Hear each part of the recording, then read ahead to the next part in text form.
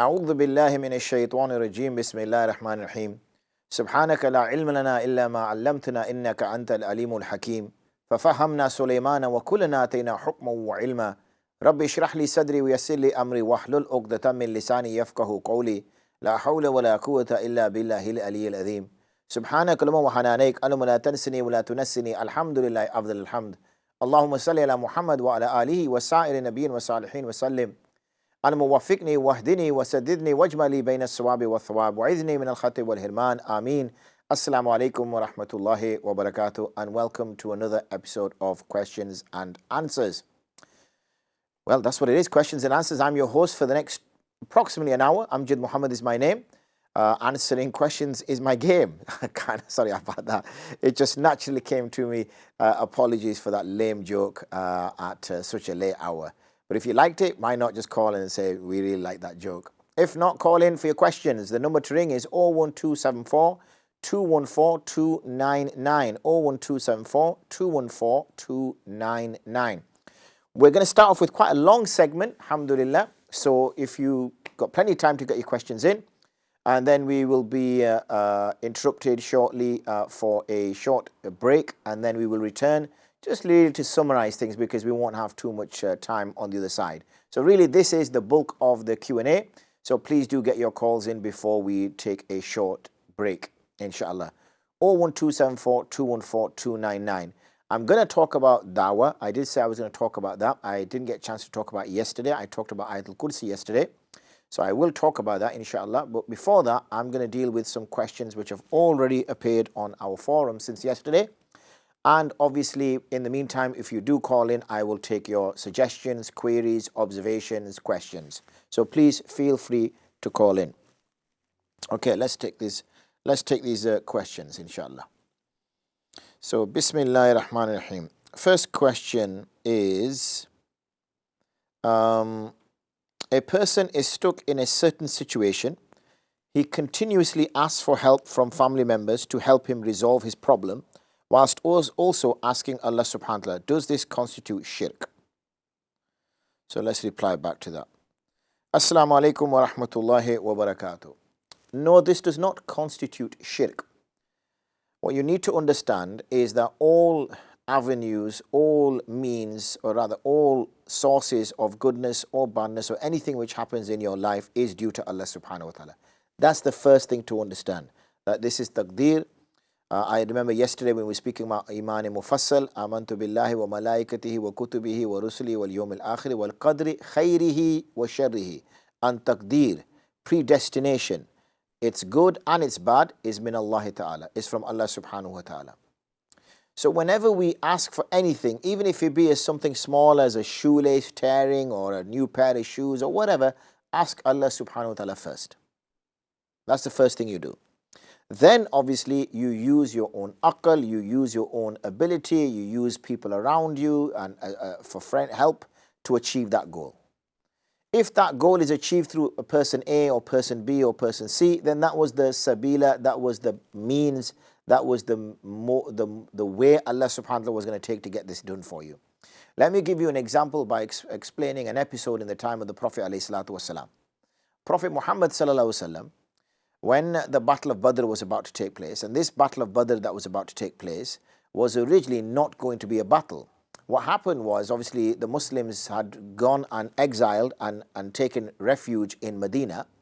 And whilst there, they were still being obviously taken and attacked by skirmishes were taking place by the Makkans, the Quraysh of Makkah. There was a caravan traveling, and when it has to travel to Syria, it has to go past Medina or near Medina. So the Prophet ﷺ was going out to particularly attack that caravan in order to take whatever resources or things were being transferred across to Mecca. When the Meccans heard about this, they went out to protect it. So really the caravan became a means that Allah subhanahu wa ta'ala used in order to draw out the Muslims and draw out the non-Muslims for that particular battle which took place. So when the Prophet ﷺ was arranging this battle, he went and made dua to Allah subhanahu wa ta'ala in his tent. He sat in his tent and called on Allah. He begged Allah. He asked for help. He said, Ya Allah, give us assistance, give us help. You know, these are the only people on the surface of the earth that are worshipping you. Help us out in this situation. and he made dua for quite a while. After that, what he did was he went out, and when he went out, he arranged his soldiers, he arranged his battle lines, and the battle started. He did not just make dua and wait for angels to descend from the heavens, even though in this particular case they did descend from the heavens, and then sit back and let the angels fight out and see what would happen. He took the means for the help of Allah to come. The help of Allah came through the soldiers, the help of Allah came through the Prophet ﷺ, and that particular task was achieved. So in short, no, it is not shirk. Next question. Assalamu alaikum wa rahmatullahi wa barakatuh. Mufti, what is the ruling regarding reciting masnoon du'as like the dua after drinking water, looking into the mirror, before, during, after wudu, etc., in places such as the bathroom, at home, or any environments that are considered impure? Furthermore, what is the status regarding reciting masnoon du'as or Quran ayat while satar is exposed? Okay. So, wa alaikum assalam wa rahmatullahi wa barakatuh. You're missing the lam of your assalamu alaikum, or the assalam part. So, next time, inshallah, bear that in mind. Yes, looking at this particular thing, one thing we need to do is we need to differentiate the sections within the bathroom. Okay. Now, most of us have a toilet in the bathroom. It is preferable to have a toilet separate to the bathroom. Practically, it's good because when somebody needs a toilet, someone can still use the shower. Someone can still use the sink. And also, in terms of najasat, it's a useful exercise to have, because then the toilet area, as in the cubicle which just has a toilet in it and maybe a wash basin, is the place that is impure. So when we moved into our house, our toilet was separate from the bathroom anyway, but it was missing a basin. You had to basically go out of the toilet into the bathroom to wash your hands. So we fit a small basin so that obviously you could fill your lota, and also you could wash your hands after you answer the call of nature. So that became the place of impurity. The bathroom is clean because there's no najasat there, unless obviously najasat comes off you whilst in the bath. For those of us who have a combined bathroom, i.e. have a toilet in the bathroom, then only the area which would be considered as najasat is the area around the toilet. Also, we find as grown adults, we take care on how we answer the call of nature. We sit on the toilet and we obviously ensure that our urine or feces falls inside the toilet. If we have young kids, then we train them not to stand, especially boys, to stand when answering the call of nature. Because if they stand when they answer the call of nature, then the urine is going to go on the lid, potentially going to go on the floor, and that's when you have najasat problems. So if you've got young children, then there's a chance, obviously, of najasat. Otherwise, there's no chance of najasat taking place. So even then, we would consider the toilet area to be the area of najasat, and the area which is the sink and the bathroom to be clean and pure, because there's no need to consider them to be najasat.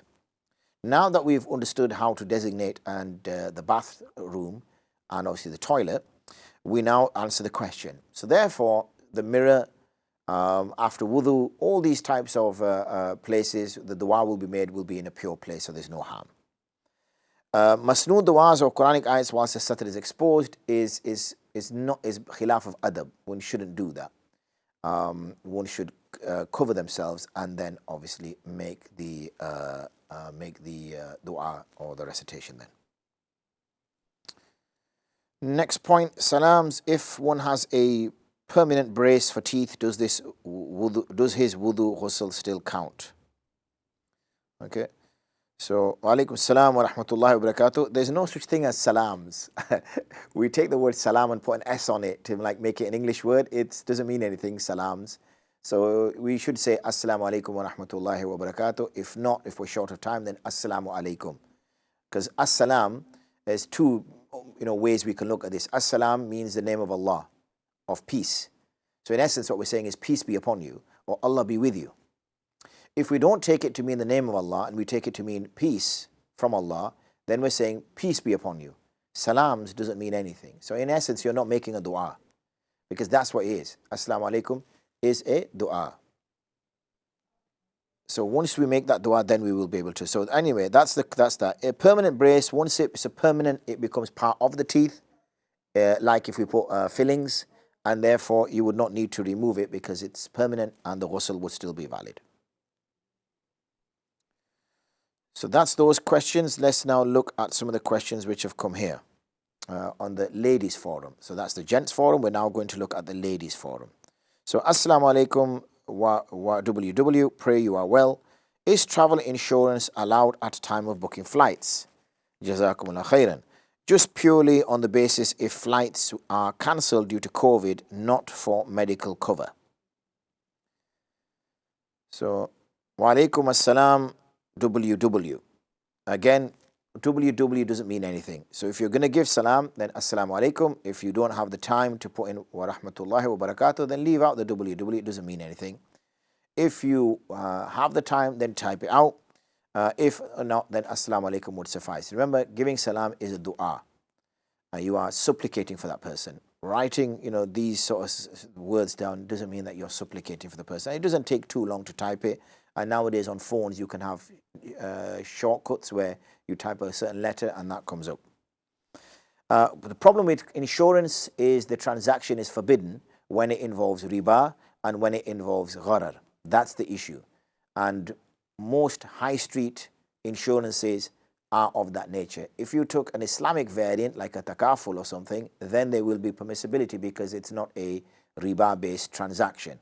But all riba-based transactions are impermissible, and there is no need to transact in a riba transaction for the sake, for example, of losing flights. That is the taqdeer of Allah, and if it's meant to be, it will be. So no, it won't be permissible in that case.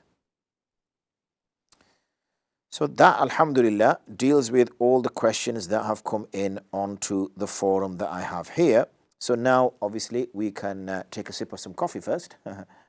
Priorities.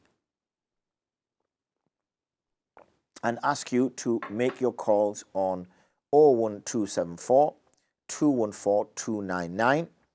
We have still some time left in our first section for you to make your calls so we can deal with your query. If not, this earpiece is really struggling to stick in my ear, so I'm not going to be hearing anything anyway. So if not, then I will now deal with the dawah question. Okay, so let me turn my attention to this dawah question. This is something I recently posted. We have some WhatsApp channels, and we also have some Telegram channels in which we put our information, every article that I write or something of that nature, then I post it on there so that people are able to read about it. I share a hadith with you from Sahih al-Bukhari, and this is regarding of how the Quran was written, and in terms of the order. So bear in mind that the Quran, the Mus'haf that you have in your home, is not written chronologically according to revelation. So Surah Fatiha wasn't necessarily revealed first. Then Alif Lam Mim Zalik al-Kitab al-Arib fi of Surah Baqarah wasn't revealed. And then, all the other surahs, Surah Al-Imran, Surah Nisa, and waghaira, they weren't revealed in that order. And then Qul A'udhu bil Falaq and Qul A'udhu bin Nas was the last bit that was revealed. It wasn't revealed like that. The Quran was revealed taking context into consideration and also taking into consideration the halat that was going on at that time. So this is very important. People don't understand that. And they just read verses and try to take meaning from them. So let me share the hadith with you first and then I'll discuss it. In the hadith it mentions that Aisha radhiyallahu anha is speaking about this. She's asked a question and she's responding. She says, إِنَّمَا نَزَلَ أَوَّلُ مَا نَزَلَ مِنْهُ سُورَةٌ مِنَ الْمُفَصَّلِ. The first surahs that were revealed from the Quran was Surah Mufassal. فِيهَا ذِكْرُ الْجَنَّةِ وَالنَّارِ.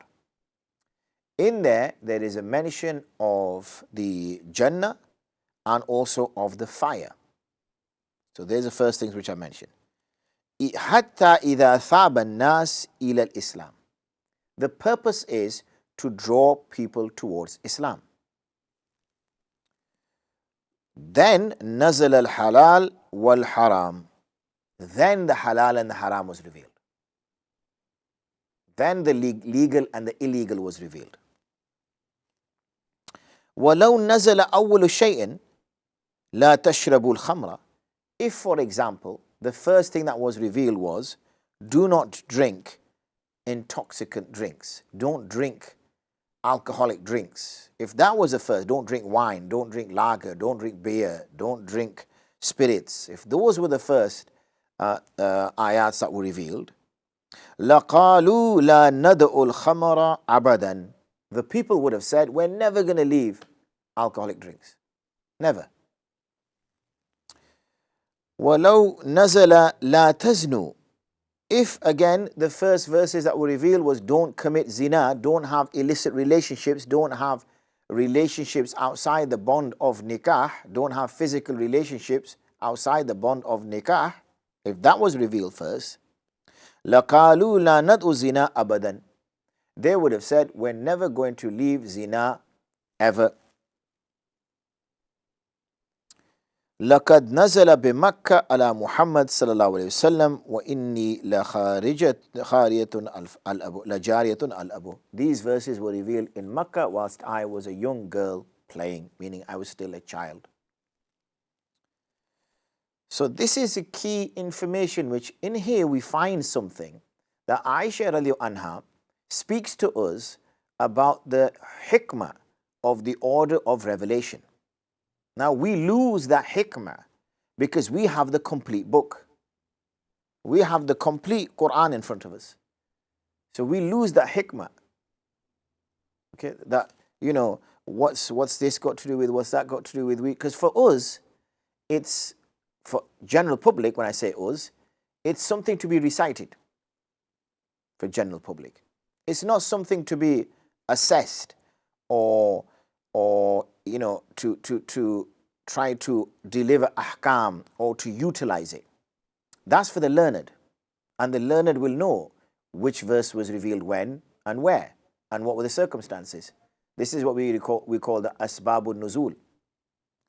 And when we study the books of tafasir, we find out in the tafasir, and it explains to us that, you know, this was revealed here, this was what was going on, and there's so many tafasirs. You know, you can fill houses, never mind rooms, with volumes of tafasir. So many. So let's now look at this in the process of da'wah, because that's what I'm talking to you about how we should make da'wah. From this hadith, we can understand something quite clearly of how to make da'wah. We can determine that the first thing we should speak about is what happens after life, what happens after death. Because Jannah, Jahannam is after death. That's the first conversation we should have with someone, to prick their curiosity. So when you're making da'wah to someone, to invite them towards Islam, the first thing you'll say is, what do you think will happen to you when you die? Okay, so you'll get various answers. You know, we go into the light. I think there's another life. Nothing. I just become nothing. I become carbon and elements in the soil. I'm nothing. And these are the sorts of responses they will give. And when you push even for those people who say, I'll become nothing, even they will start to say, yeah, I know it's hard to believe that I'll become nothing, because what would I do? You know, what do you do when you're nothing? You can't, you know, now that I'm here and I'm thinking and I'm doing, what, there'll come a day where I won't exist and I won't do nothing? You know, what does that mean? I'll do nothing. So what would I be doing? Nothing. You know, so where will I be? You won't exist. Yeah, but, you know, I'm me. What would Amjad be doing? Now, I've got to be doing something. How can you do nothing for eternity then? It just doesn't even make sense. It doesn't even, your mind cannot even contemplate when you really think about it, that, okay, if there is no Jannah, if there is no Jahannam, okay, we're just doing this out of, hypothetically speaking, just to follow this argument, and I die, well, there's nothing. That's it. There's nothing happens for thousands of years, for millions of years, for billions of years. How can that even make sense? You know, that nothing happens. And then with that, once you start that conversation, you tend to then take the conversation back. Okay, what did you do before you were born? Before you were created by Allah? Again, if a person says, well, you know, nothing, then you start posing the questions about creation. You start posing the question and say, well, okay, if you believe nothing, fine, okay, you're saying that, you've just come about through nothing, then do you think that if I was to put some metal, some silicone, some glass, and whatever, on the floor, and came back, assuming this was possible, after 1 billion years, would that turn into a TV screen? Would it become a TV, a monitor? Would it become a phone? That person will say to you, no, impossible. Impossible that if you left a piece of metal, a bit of glass, a bit of this, a bit of plastic, a bit of whatever is inside a TV or whatever's inside a phone, and you left that in a corner and left it for 1 billion years, that you would come back and that would turn into a phone. No way. Say, right, okay. Now that you're saying is impossible. Yet the starting materials are there. The metal is there. The glass is there. Whatever else is inside a phone are there. The starting materials are there. It's just that they need to be put together in some order in order to become the final piece. Now, if you're finding it hard to accept that those starting materials can become a phone, then how? How can you say that the human can come from nothing? Nothing at all. No carbon, no nitrogen, no oxygen, nothing. When you cannot accept that the phone can become from actual starting material. So eventually that person, and then you keep pushing that. You keep talking about those things. Okay, look at the sun, look at the moon, look at the stars, look at the human body, look at the eye, and you could go on to so many different things that it can be proven that there is a creator. That this can't come about by chance, that this can't come about from nothing. Nothing comes from nothing. That's the only thing which comes from nothing. Nothing. Unless there is a creator that can make nothing from, or that can make something rather from nothing. That is the only time. Some being that can create from nothing.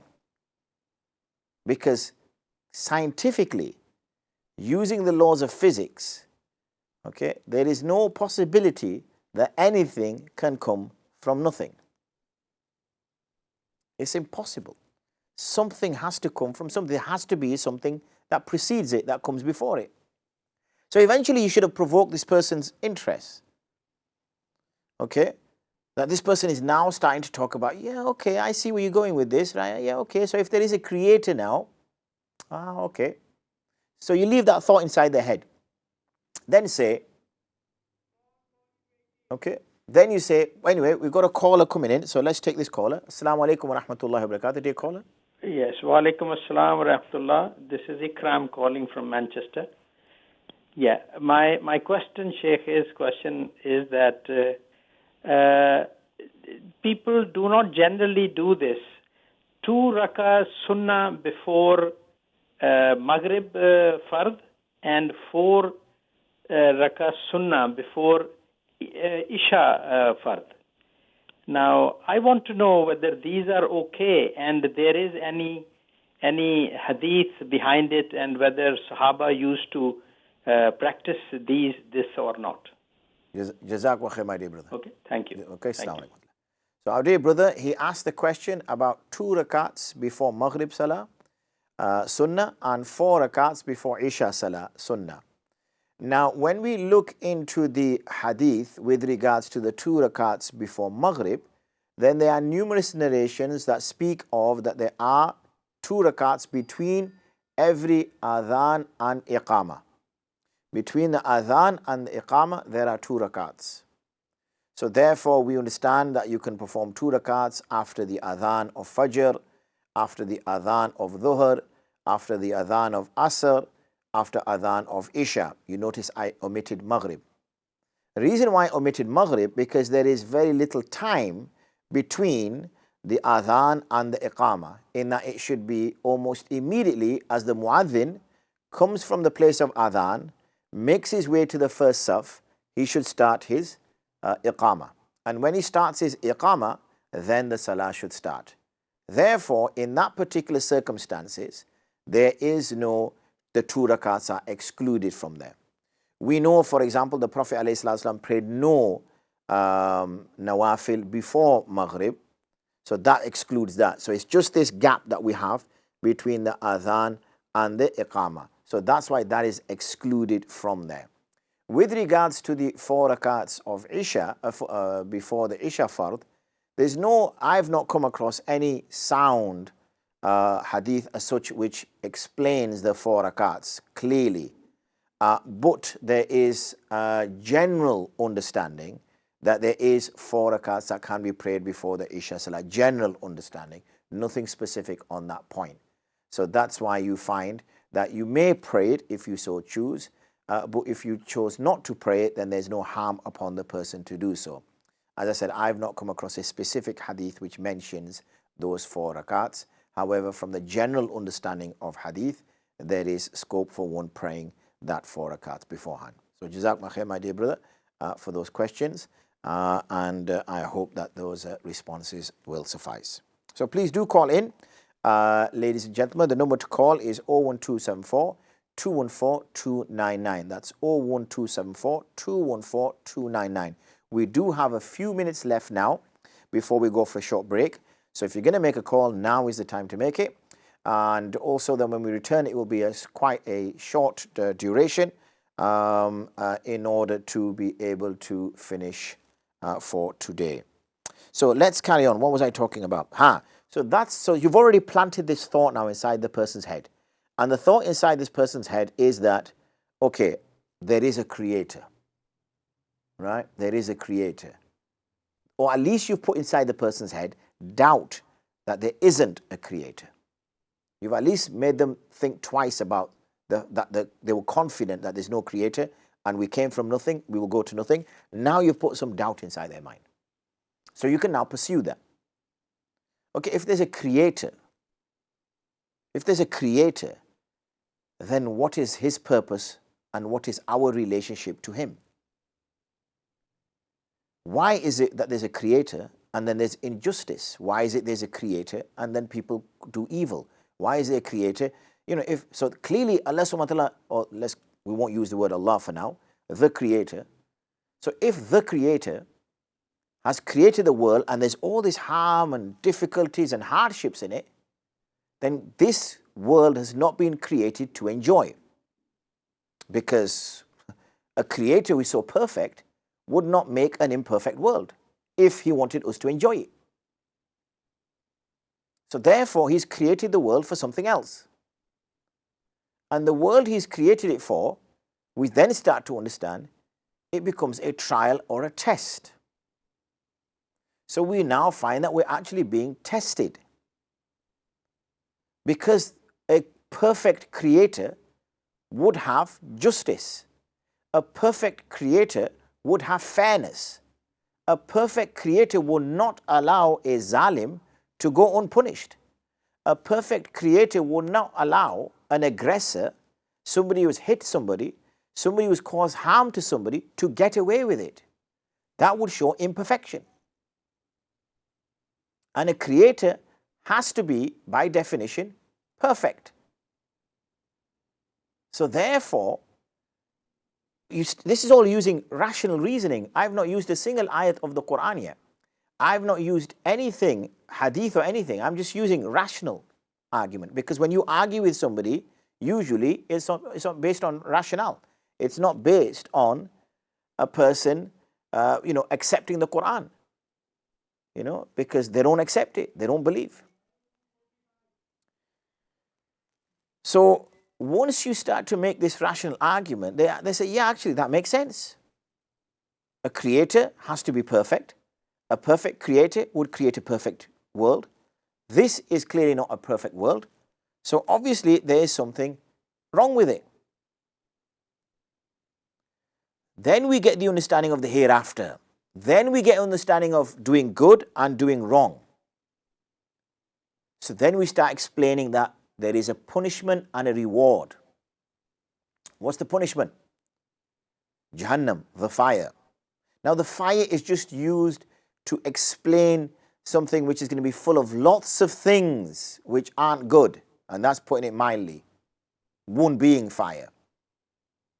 Okay? And the garden, Jannah, is a word which encapsulates goodness. It doesn't mean that it's just a garden with trees and that is there, but what I'm saying is that it's not limited to that. So sometimes when people hear the word the fire, they just think Jahannam is just fire. There's lots of painful punishments and all sorts going on in Jahannam that's, beyond the fire.